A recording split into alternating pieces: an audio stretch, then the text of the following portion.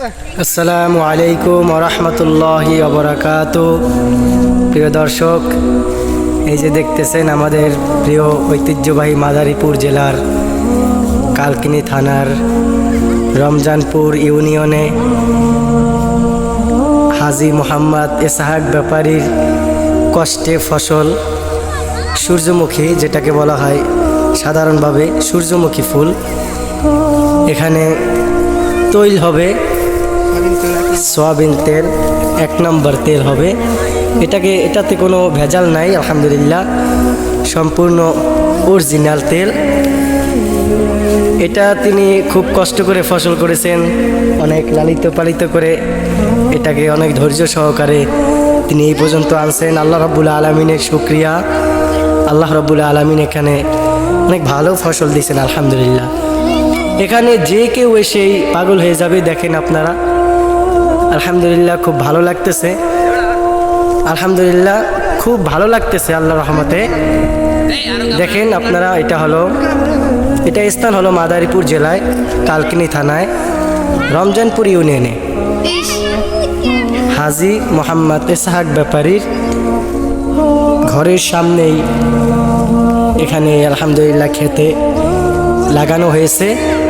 সবাই দোয়া করবেন আল্লাহ রাব্বুল আলামিন যেন এটাকে সুন্দর মতন আরও ভালোভাবে ফসল করতে পারে, সেই তৌফিক আল্লাহ যেন তাকে দান করেন। এবং দেখেন, এটাতে অনেক সুন্দর রকমের ফুল ধরছেন, যেটা আপনারা দেখতেই আছেন, আলহামদুলিল্লাহ। আল্লাহ রাব্বুল আলামিন বলেছেন, কুল সিরু ফিল আরদ ফানজুর কাইফা কানা আকিবাতুল লিল মুকাজ্জিবিন। আল্লাহ রাব্বুল আলামিন বলেছেন, তোমরা ভ্রমণ করো। তো আপনারা ভ্রমণ করতে পারেন আমাদের মাদারীপুর জেলায় কালকিনি থানায় এই রমজানপুর ইউনিয়নে আসতে পারেন, আপনারা এসে ভ্রমণ করতে পারেন। কারণ আল্লাহ রাব্বুল আলামিন বলেছেন, তোমরা ভ্রমণ করো, ঘুরে ফিরে দেখো আমার যা স্থান, আমার যা কিছু আছে, এটাকে যারা মিথ্যা বলে, এটাকে যারা খারাপ বলে, ঠিকমতো আমাকে মানে না, তাদেরকে তোমরা বুঝিয়ে দাও, তাদেরকে তোমরা ঠিকমতো বুঝিয়ে দাও। তো আপনারা ঘুরতে আসতে পারেন মাদারীপুর জেলায়, এই কালকিনি থানায় আসতে পারেন, আলহামদুলিল্লাহ। এখানে যে কেউ এসেই পাগল হয়ে যাবে। এবং রাস্তা দেখেন, এই যে এই পার্শ্ববর্তী রাস্তা, এখান দিয়ে যত মানুষ যায় সবাই গাড়ি থেকে নাইমা বিভিন্ন রকমের ভিডিও বানায়, বিভিন্ন রকমের ছবি তোলে, অনেক ভাইরা বোনেরা আসে।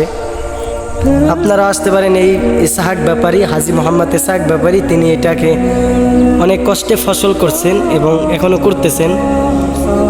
মানুষে অনেক রকমের তাকে কষ্ট দেয়, যেমন মানুষে ফুল ছেড়ে ফেলায়, তারপরে বিভিন্ন রকমের গাছগাছালি নষ্ট করে ফেলায়।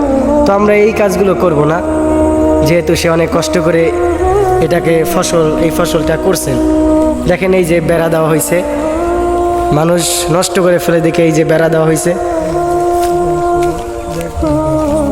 এই যে বেড়া দিচ্ছেন সে, কারণ নষ্ট করে ফেলে মানুষ, ছিঁড়ে ফেলায়, গাছ ভেঙে ফেলায়।